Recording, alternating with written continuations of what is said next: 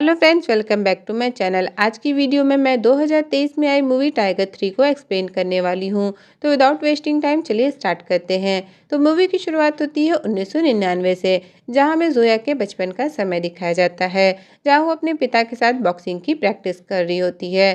जोया के पिता का नाम नज़र होता है और वो जोया के साथ लंदन में रहते होते हैं। नज़र एक आईएसआई एजेंट होता है, इसलिए वो अपनी बेटी को भी इसी रास्ते पर चलाना चाहता होता है। लेकिन एक दिन जोया के पिता की कार ब्लास्ट हो जाती है और वो मारे जाते हैं। जोया के पिता के गुजर जाने के बाद जोया की मुलाकात होती है आतिश रहमान से। आतिश रहमान भी एक आईएसआई एजेंट होता है और वो नज़र के साथ काम कर चुका होता है। या यूँ कहें, आतिश भी नज़र को अपने पिता के समान मानता होता है। आतिश की ही शरण में जोया ट्रेंड होती है और आगे चल के वो ही जोया के लिए उसका मेंटर और फैमिली बनता है। अब कहानी प्रेजेंट में आती है, जहाँ आज के वक्त में रॉकी चीफ मैथिली मेनन को दिखाया जाता है, जो टाइगर के पास कॉल करके गोपी के बारे में बताती है। वो उसे बताती है कि गोपी पिछले 2 साल से हमारे लिए तालिबानी मूवमेंट्स पर नजर रख रहा था। डेली अपडेट्स आते थे, लेकिन कुछ दिनों से उसका कोई भी अता पता नहीं है और जहाँ पर वो है वहाँ से कोई भी एजेंट जिंदा बच के नहीं आया है। अब हमारे पास टाइम कम है, इसलिए उसे बचा के लाने की जिम्मेदारी टाइगर को सौंपी जाती है और इस मिशन का नाम टाइम पास रखा जाता है। अब टाइगर को गोपी के लोकेशन के बारे में पता चल जाता है और फौरन वहाँ पहुँच जाता है। वहाँ पर वो लोग गोपी को बहुत बुरी तरह से मार रहे होते, इतना कि वो गोपी को जान से मार देते। लेकिन टाइगर सही टाइम पर वहाँ पहुँच जाता है और वहाँ के लोगों से मारपीट कर टाइगर गोपी को छुड़ा लेता है और अपनी बाइक पर बैठाकर जाने लगता है। अब गोपी बहुत ज़्यादा जख्मी होता है, इसलिए टाइगर उसे अपने साथ नहीं रखता और उसे चॉपर में बैठा देता है ताकि वो वहाँ पर सेफ रहे। अब यहाँ पर टाइगर तालिबानियों से बचते हुए ऊपर की ओर जाने लगता है, क्योंकि वहीं पर वो चॉपर उसे लेने आने वाला था। लेकिन तालिबानी ऊपर जाने के रास्तों को ब्लास्ट कर देते हैं, जिस वजह से टाइगर अब ऊपर तो नहीं जा सकता था। लेकिन यहाँ पर टाइगर अपनी बहादुरी से बाइक को फुल रफ्तार से ऊपर की तरफ ले जाता है और वहाँ से जंप लगा देता है और पास से गुजर रही चॉपर के निचले हिस्से को पकड़कर वो बच जाता है। और टाइगर गोपी के पास होता है, जहाँ गोपी टाइगर को बताता है कि पाकिस्तान कुछ बड़ा करने की प्लानिंग में है। मैंने सारी डिटेल्स रॉ को फॉरवर्ड कर दी है। इसके अलावा गोपी एक सीक्रेट बताता है कि हम में से कोई डबल एजेंट है जो पाकिस्तान का साथ दे रहा है। दरअसल में गोपी का सीधा इशारा जोया की तरफ होता है। ये सुन टाइगर शॉक्ड हो जाता है और गोपी की डेथ हो जाती है। अब इसके बाद टाइगर अपने घर जाता है, जहां वो जोया और अपने बेटे जूनियर से मिलता है। टाइगर अपनी फैमिली से बहुत ज़्यादा प्यार करता है और वो उनके साथ खुश भी था। लेकिन जब से टाइगर ने गोपी के मुंह से जोया के डबल एजेंट वाली बात सुनी, तब से जोया उसके शक के दायरे में आ चुकी होती है। घर आने के बाद टाइगर हर पल जोया पर नजर रखने लगता होता है, क्योंकि उसे भी कहीं ना कहीं शक था कि वो डबल एजेंट जोया है। और शक हो भी क्यों ना, आखिर जोया पहले तो आईएसआई के लिए काम करती थी। अब ऐसे ही एक दिन टाइगर और जोया न्यूज़ देख रहे होते हैं, जहां पाकिस्तान की प्राइम मिनिस्टर ईरानी अमन और शांति की बात कर रही होती है और भारत की तरफ दोस्ती का हाथ बढ़ाने की बात करती हैं। इस न्यूज़ को देख के जोया कहती है कि ऐसा कुछ नहीं होगा, क्योंकि पाकिस्तान का भविष्य वहाँ की आर्मी डिसाइड करती है, न कि पीएम। वहाँ के लोग इन्हें नोच खाएंगे। अब इसके बाद फिर से टाइगर के पास मेनन का कॉल आता है, जो टाइगर को जिब्रान नाम के आदमी के बारे में बताती है। वो बताती है कि जिब्रान गोपी के थ्रू पाकिस्तान के कुछ सीक्रेट इन्फॉर्मेशन देने वाला था, लेकिन गोपी के जाने के बाद अब वो एक्सपोज हो गया है और अब जिब्रान की जान खतरे में है। इसलिए अब मिशन ये है कि तुम्हें उसे बचाना होगा, ताकि जो इन्फॉर्मेशन वो गोपी को देने वाला तो वो हमें मिल सके। साथ ही मैंने जिब्रान की लोकेशन के बारे में बताती कि वो इस वक्त रशिया में सेंट पीटर्सबर्ग में है। अब इसके बाद टाइगर भेस बदल के रशिया पहुंच जाता है, जहां वो उसे इनडायरेक्टली कांटेक्ट करता है। साथ ही टाइगर देखता है कि जिब्रान के पीछे कुछ और भी लोग पड़े हुए हैं, जिसके बाद टाइगर जिब्रान को प्रोटेक्ट करने लगता है। तभी वहां बाइक से एक बंदा आता है, जो उनके ऊपर फायरिंग करना शुरू कर देता है। लेकिन टाइगर उसे भी मजा चखा देता है और यहाँ हमें पता चलता है कि वो बंदा कोई और नहीं बल्कि जोया है। यहाँ जोया टाइगर को नहीं पहचान पाती। टाइगर जिब्रान को अपने लोगों के हवाले करके जोया को गुमराह करते हुए दूसरी जगह ले जाता है, जहाँ वो उससे फाइटिंग करते हुए अपना नकाब उतारता है, उस पर गन रखते हुए पूछता है कि उसने आखिर ऐसा क्यों किया। टाइगर कहता है कि मरता हुआ इंसान कभी झूठ नहीं बोलता। जोया उसे बोलने ही वाली होती है कि तभी पीछे से टाइगर पर हमला हो जाता है और वो बेहोश हो जाता है। नेक्स्ट सीन में टाइगर को जब होश आता है तो वो खुद को बंधा हुआ पाता है और उसके सामने स्क्रीन पर आतिश रहमान होता है। टाइगर आतिश को पहचान जाता है और यहाँ हमें पता चलता है कि दोनों एक दूसरे दूसरे को पहले से जानते होते हैं।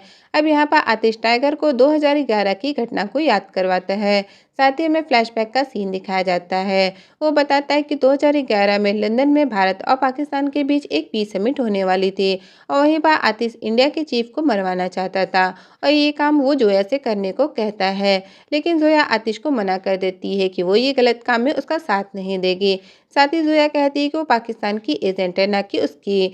जोया आतिश को भी ऐसा करने से मना करती है, पर आतिश के अंदर बदले की भावना होती है, इसलिए वो नहीं मानता और जोया उसके रास्ते का रोड़ा ना बने इसलिए उसे एक कमरे में बंद करने को कहता है।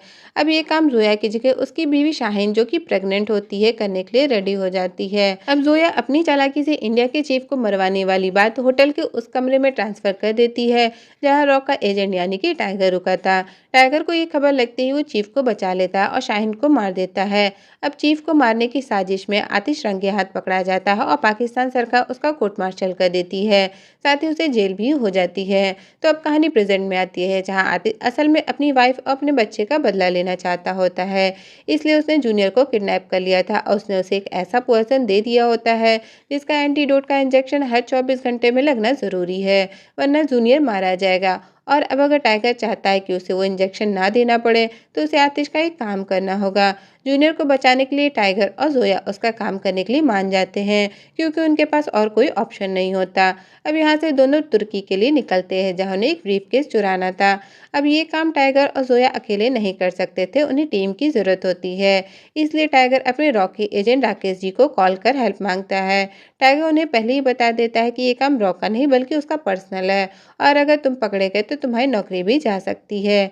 लेकिन राकेश जी और उसके साथ करण और नकुल टाइगर के साथ काम करने के लिए मान जाते हैं और फिर तीनों टर्की पहुंचते हैं जहां सभी मिलकर उस ब्रीफकेस को चुराने की प्लानिंग करते हैं। ब्रीफकेस को चुराने के लिए उनके पास सिर्फ 15 घंटे होते हैं और वो ब्रीफकेस एक सेंट्रल मिलिट्री टावर के बेसमेंट में एक वॉल्ट के हाई लेवल के सिक्योरिटी में होता है और ब्रीफकेस को चुराने के लिए उनके पास अब सिर्फ 15 घंटे होते हैं और वो ब्रीफकेस एक सेंट्रल मिलिट्री टावर के बेसमेंट में एक वॉल्ट के हाई लेवल के सिक्योरिटी में होता है और उस वॉल्ट का पासकोड टर्की की लेडी जनरल की आंखें हैं। अब प्लानिंग ये होती है कि टाइगर उस वॉल्ट में जाएगा और जो है जनरल की आंखों का स्कैन लेके आएगी। लेकिन टर्की की जनरल फाइटिंग में सबकी नानी होती है, वो मर्दों तक को फाइटिंग करना सिखाती है। अपने प्लान को अंजाम देने के लिए टाइगर टावर में घुसता है तो वहीं जोया जनरल के पास जाती है जहाँ जनरल बात लेके रेस्ट कर रही होती है। यहाँ जोया जनरल से कुछ बात करने की कोशिश करती है लेकिन जनरल समझ जाती है कि वो बाहर वाली है और फिर दोनों में इंटेंस फाइट देखने को मिलती है। एट लास्ट जोया जनरल की आंखों को स्कैन कर पासकोड ले लेती है। दूसरी तरफ टाइगर बड़ी चालाकी से वॉल तक पहुंच जाता है और पासकोड यूज करके वो ब्रीफकेस चुरा लेता है। लेकिन सायरन बजने पर वहां की सिक्योरिटी आ जाती है पर टाइगर उन्हें मात देते हुए बाहर निकल आता है। लेकिन बाहर आने पर टाइगर के पीछे टर्की की पुलिस पड़ जाती है। एक्चुअली में किसी ने वहां की पुलिस को खबर दी होती है, इसलिए टर्की की पूरी पुलिस फोर्स उसे पकड़ने में लग जाती है। अब चूंकि टाइगर के साथ करण भी होता है तो वो करण को ब्रीफकेस दे देता है और जोया तक पहुंचाने को कहकर बीच रास्ते में उतार देता है। अब टाइगर चारों तरफ से फंस चुका था इसलिए वो खुद को पुलिस के सामने सरेंडर कर देता है। रॉकी टीम जब वो ब्रीफकेस जोया तक पहुंचाते हैं तो वो समझ जाते हैं कि टाइगर और जोया ने मिलकर उन्हें बेवकूफ़ बनाया है। अब जोया जब वो ब्रीफकेस आतिश को देने जाती है तो यहाँ हमें उस ब्रीफकेस का सीक्रेट पता चलता है। दरअसल चाइना ने पाकिस्तान को कुछ मिसाइल दी थी और उस मिसाइल के जो न्यूक्लियर कोड्स है वो इसी ब्रीफकेस में है, इसलिए आतिश इन्हें किसी भी हालत में पाना चाहता था। यहाँ जोया को ये भी पता चलता है कि ब्रीफकेस को चुराने वाली बात टर्की पुलिस को आतिश ने ही बताया होता है।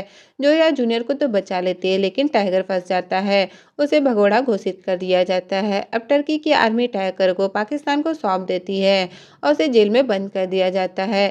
जेल में टाइगर को बहुत ज़्यादा टॉर्चर किया जाता है। पाकिस्तान के न्यूक्लियर कोड मिसिंग होने की वजह से पीएम ईरानी की सरकार खतरे में आ रही होती है। तभी पाकिस्तान का जनरल हक पीएम ईरानी के पास आता है जो कहता है कि पाकिस्तान की आवाम और प्रेस सब चाहते हैं कि टाइगर को फांसी मिले। ये सुनने के बाद पीएम ईरानी सोच में पड़ जाती हैं और इंडियन सरकार से बात करते हुए कहती हैं कि मैंने अपने पॉलिटिकल करियर को दांव पर रखकर भारत और पाकिस्तान के बीच दोस्ती का हाथ बढ़ाया था और आपने अपने रॉ एजेंट को भेजकर उन्हीं हाथों को कटवाने के लिए भेज दिया। इस पर भारत सरकार कहती है कि जो भी हो उसमें मेरा या मेरी सरकार का कोई हाथ नहीं, इसलिए पाकिस्तान की कानून टाइगर को जो सजा देगी वो हमें मंजूर होगी। फांसी देने से पहले जेल में आतिश रहमान टाइगर से मिलने आता है जहां वो उससे कहता है कि उसे वो ब्रीफकेस मिल गया जिसमें वो न्यूक्लियर कोड्स हैं और तुम्हारा बेटा भी सुरक्षित है जो तुम्हारी बीवी के साथ है। यहाँ आतिश ये भी बोलता है कि इस बार दिवाली जल्दी आ गई, पाकिस्तान के इंडिपेंडेंस डे से एक दिन पहले, और उस दिन तुम्हें फांसी दी जाएगी, यानी पाकिस्तान में दिवाली मनाई जाएगी। इस पर टाइगर उसको जवाब देते हुए कहता है कि पाकिस्तान की नहीं, तुम जैसे कुछ जिहादियों की। हमारे यहाँ दिवाली 3 दिन चलती है। आतिशबाजी तुमने शुरू की, लेकिन ख़त्म मैं करूँगा। अब यहाँ पर आतिश टाइगर के सामने अपने असली मंसूबों को बताता है। असल में आतिश ने वो न्यूक्लियर कोड्स इसलिए चोरी करवाए होते हैं क्योंकि वो पीएम ईरानी की सरकार को गिराकर खुद पाकिस्तान का पीएम बनना चाहता है।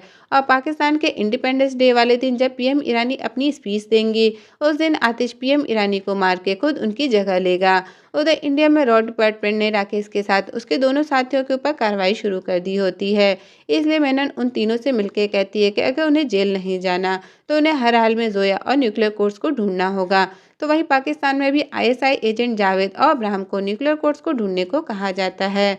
अब रॉ के एजेंट जोया के घर तलाशी लेने जाते हैं ताकि उन्हें जोया के बारे में कुछ पता चल सके, पर वहाँ कुछ नहीं मिलता।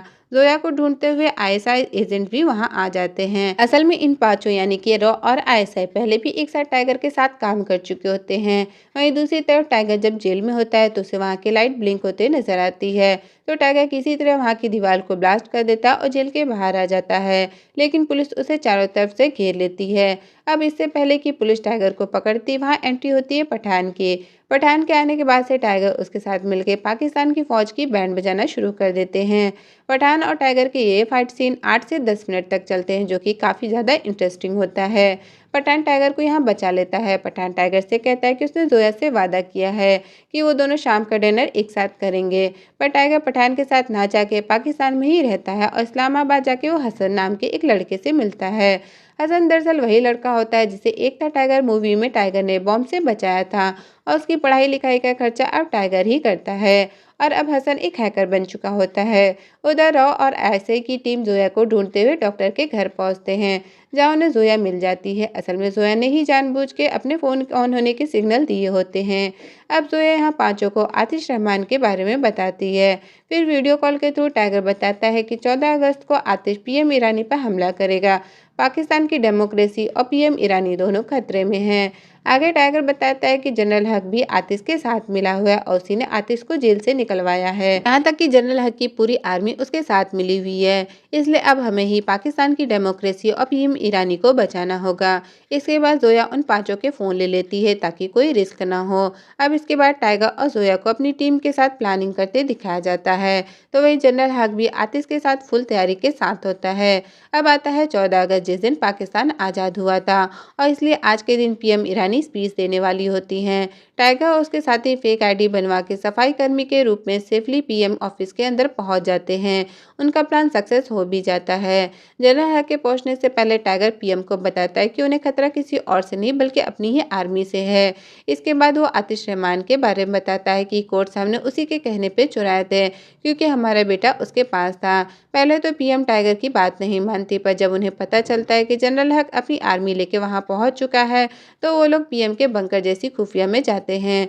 जोया और नकुल भी उनके साथ जाता है, पर बंकर में जनरल हक की आर्मी मिल जाती है जो उन पर अटैक कर देते हैं, पर जोया और उसके एजेंट उन्हें मार देते हैं और बुरी तरह से मजा चखा देते हैं। वहीं दूसरी तरफ टाइगर के ऊपर भी बहुत सारे फौजियों ने हमला कर दिया होता है, लेकिन धीरे धीरे कर टाइगर और उसके साथी उन लोगों को मार गिराते हैं। साथ ही टाइगर जनरल हक को भी पकड़ लेता है। पीएम ऑफिस के बाहर मीडिया की भीड़ लगी होती है, इसलिए टाइगर जनरल हक की जान बख्शने के लिए उसे मीडिया के सामने आतिश रहमान की सच्चाई बताने के लिए भेजता है। अब थोड़ी देर में आतिश रहमान की एंट्री होती है और वो जब अपने चॉपर में होता है तभी पीएम ऑफिस में हुए धमाके से समझ जाता है कि टाइगर और उसके साथी वहां पहुंच चुके हैं। अब आतिश जनरल हक को मार देता है। वो ऐसा इसलिए करता है ताकि टाइगर के ऊपर दुनिया के सामने जनरल हक और पीएम को मारने का ब्लेम आ सके। इसको पकड़ने आईएसआई एजेंट जावेद और अब्राहम के साथ करण भी आता है, लेकिन आतिश उन्हें डबल क्रॉस कर उन तीनों को ही अपने गन पॉइंट पर ले लेता है। साथ ही आतिश लाइव आके इंडिया के एजेंट करण को दिखाता है कि ये इंडिया की एक चाल है। आतिश यहाँ अब्राहम और करण को बेरहमी से मार देता है और ऐसा होते टाइगर उसके सभी लोग देख और सुन रहे होते हैं, पर वो कुछ कर नहीं पाते। अब यहाँ पर टाइगर की टीम के एक गद्दार का खुलासा होता है। असल में जो जावेद है वो डबल एजेंट होता है जो आतिश के साथ मिलकर टाइगर को धोखा दे रहा होता है। इसके बाद जावेद कम्युनिकेशन के थ्रू उन लोगों की तरफ होने का बहाना कर पूछता है कि वो लोग और पीएम कहाँ हैं। तो टाइगर कहता है कि हम लोग स्टेबल्स में हैं और पीएम बंकर में हैं। इतनी सारी कुर्बानी देख के पीएम आतिश के सामने सरेंडर होने की बात करती है, पर टाइगर उन्हें ऐसा नहीं करने देता और कहता है कि आपकी स्पीच बंकर से ही होगी अब। टाइगर और पीएम की बात आतिश सुन रहा होता है। इसके आगे टाइगर का प्लान भी आतिश सुन रहा होता है और इस तरह आतिश को बंकर का कोड मिल जाता है।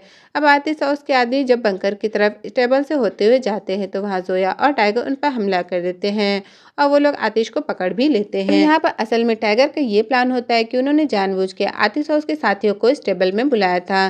दरअसल जोया और टाइगर को जावेद के धोखे के बारे में पहले ही पता चल गया था। जब उन लोगों ने जावेद का फ़ोन लिया था तब पता चला था कि जावेद शाहीन का भाई है और वो आतिश का साथ इसलिए दे रहा है ताकि वो अपना बदला ले सके। लेकिन टाइगर यहाँ ज़्यादा देर तक आतिश को रोक नहीं पाता क्योंकि जावेद हसन को पकड़ लेता है, लेकिन हसन यहाँ अपनी कुर्बानी दे देता है। वो पहले से अपनी छाती पर ढेर सारे बॉम्ब लगा के लाया था और जब वो आतिश की तरफ बढ़ता है तो आतिश उसे शूट कर देता है, जिसकी वजह से वहाँ एक जोरदार धमाका हो जाता है और टाइगर उनकी गिरफ्त में आ जाता है। पर जोया मौके का फायदा उठाकर भाग जाती है। तो अब जैसा कि आतिश को पता है कि पीएम बंकर में है तो आतिश अपने साथियों के साथ टाइगर को बंकर में ले जाता है, पर वहां पहुंचने पर उसे पीएम नहीं मिलती। असल में धमाके के बीच से जोया इसलिए भाग गई थी क्योंकि टाइगर ने जोया से कहा था कि वो फौरन पीएम को बंकर से निकाल के उनके चैम्बर में ले जाए। अब टाइगर आतिश के साथियों को मार के बंकर को लॉक कर देता है। अब इसके बाद हमें टाइगर और आतिश के बीच तगड़ी फाइट देखने को मिलती है।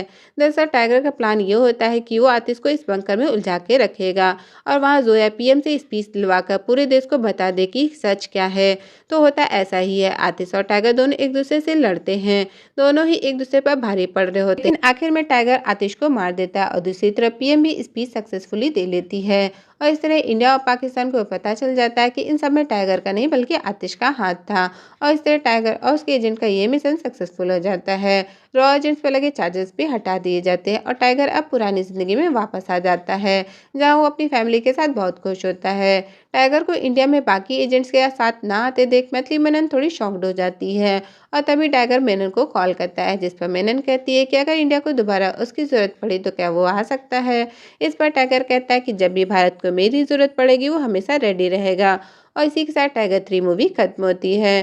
तो अब दोस्तों इस मूवी का लास्ट सीन जो इंडिकेट करता है कि जल्दी हमें टाइगर 4 भी देखने को मिलेगी। तो वैसे मुझे लगा था कि टाइगर का गाना लेके प्रभु का नाम के बाद मूवी खत्म है, पर इसके बाद टाइगर 4 की झलक देखने को मिलती है। इसमें नए विलन के रूप में ऋतिक रोशन ऐसे कबीर को दिखाया गया है।